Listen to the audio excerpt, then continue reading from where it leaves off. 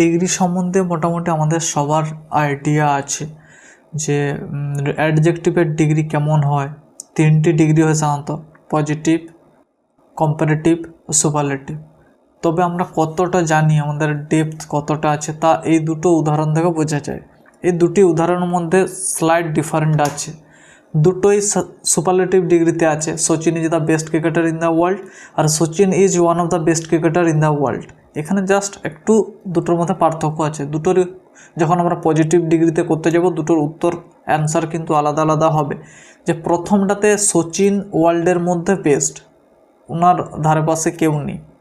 কিন্তু দ্বিতীয়টাতে Sachin is one of the best cricketers in the world যখন আমরা বলছি, তখন বোঝাচ্ছে যে সচিনের পাশাপাশি আরও বিশ্বের অন্যান্য ভালো ক্রিকেটাররাও আছেন। এই দুটো পার্থক্য এটাই। কিন্তু সেকেন্ড এক্সাম্পলটাতে আরেকটা জিনিস লক্ষ্য রাখতে হয়, সাধারণত আমাদের ভুল হয়, যে Sachin is one of the best cricketers, শুধু ক্রিকেটার নয়, প্লুরাল ফর্মে থাকবে। প্রথমটার যদি আমরা উত্তর করি তাহলে পজিটিভ ডিগ্রিতে এইটা হবে উত্তর, যে no other cricketer is as good as Sachin in the world, যে অন্য কোনো ক্রিকেটারই সচিনের মতো এতটা ভালো নয়, বা অন্যান্য কোনো ক্রিকেটারই সচিনের মতো এত ভালো নয়।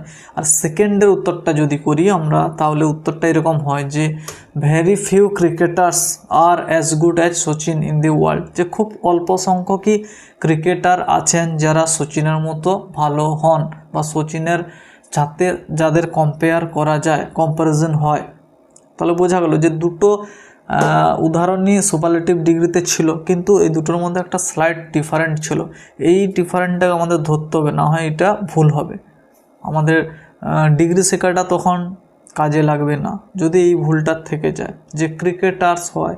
আমরা যখন এই দুটোকে ভাইস ভার্সা ট্রান্সফর্ম করব, সুপারলেটিভ থেকে পজিটিভে বা পজিটিভ থেকে সুপারলেটিভে।